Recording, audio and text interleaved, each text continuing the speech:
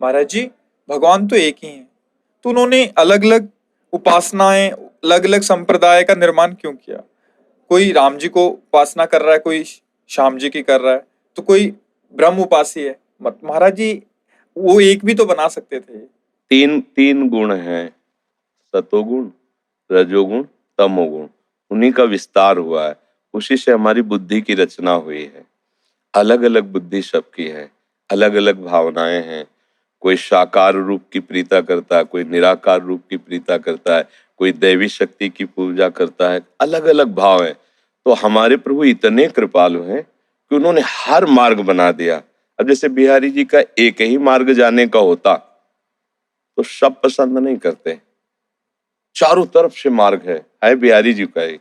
चारों तरफ से आप उधर से आइए तो उधर से आपको पुल से आना होगा, उधर से आए तो उधर से पुल से आना होगा।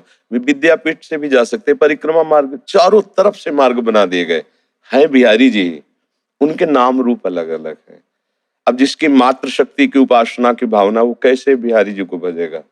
जैसे परमहंस जी ने माँ भद्रकाली को भगवत स्वरूप मान के भजा, इसीलिए हमारे प्रभु ने काली रूप धारण कर लिया। अलग अलग, कोई वीर रस का वृत्ति है ना, अलग अलग बुद्धि है ना, उसकी अलग अलग भावना है। तो हमारे आचार्यों ने इस भाव को बड़ा सरस करके, अब जैसे कोई भगवान को अपना बालक भाव में, पुत्र नहीं है, अब उसने सोचा मैं भगवान को पुत्र बनाऊं। अब भला इतना बड़ा ईश्वर कैसे पुत्र बन सकता है तुम्हारा? तुम एक छोटे से जीव हो, वो अनंत ब्रह्मांडों का पिता कैसे बन सकता है? तो बोले आचार्य के रूप में प्रकट होकर बता रहे हैं ऐसे बन सकता है वो। ऐसे मंत्र जपो, ऐसे भाव करो।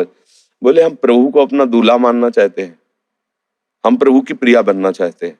भले पुरुष शरीर में हो, जीव तो जो भावना करेगा वैसे बनेगा ना। बड़े बड़े दंडकारण्य के ऋषियों ही तो गोपी बने आकर के, प्रभु प्रीतम रूप से मिल गए। हमें आप ऐसा यार चाहिए जो हमारे मन की बात जाने सदैव, हम इसको दोस्त बनाना चाहते हैं। अब इतने बड़े प्रभु को हम कैसे दोस्त बना सके? तो बोले आचार्य की शरण हो, मंत्र जपो तो सखा भाव की प्राप्ति हो जाएगी। कांता भाव, सखा भाव, दास्य भाव, शांत भाव, ये हमारे लिए सुविधा रखी गई है। जैसे एक ही घाट हो तो सबकी श्रद्धा नहीं बन सकती और सब नहा भी नहीं सकते एक घाट में, इतने लोग हैं। तो यमुना जी एक ही है पर घाट सैकड़ों, कोई कहीं से भी नहावे, वो यमुना जी कोई नहाएगा। समझ रहे हो ना? ऐसे कहीं से भी बोले, कुछ भी बोले, वो मेरे प्रभु को ही बोल रहा है। इसमें कोई परेशानी वाली बात नहीं है।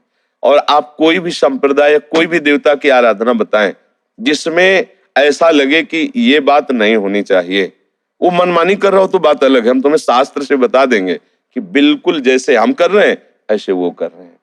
हाँ, अब जैसे दुष्टता अपनी तुम लिए हुए हो वासना की, अब सोचो कि हम देवी की उपासना करते हैं, मुर्गा की बलि चढ़ाएंगे, इनकी बलि चढ़ाएंगे, उनकी, ये तुम्हारी वासना है। वो माँ है, उसको नहीं चाहिए ये सब। तुम अपनी वासना के शराब ये सब माँ को, वो उसका तुम्हें दंड मिलेगा। ऐसा नहीं कि तुम जो काट रहे हो तुम्हें परम पद मिलेगा।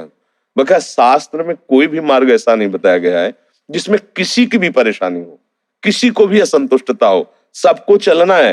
अब प्रियता है, अब किसी को रौद्र रूप प्रिय भगवान का, अब शांत रूप कैसे आराधन कर सके? उसको प्रिय है वही, तो आ जाओ। भयंकर रूप है रुद्र के, 11 रुद्र रूप है, भैरव रूप उनका है, भद्रकाली प्रचंड रूप है उनका।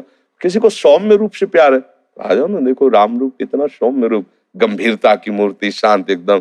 किसी को थोड़ा प्रेमी रूप चाहिए, आइए श्री कृष्ण की तरफ, आनंद मगन मन हर समय जो है रस बरसाते।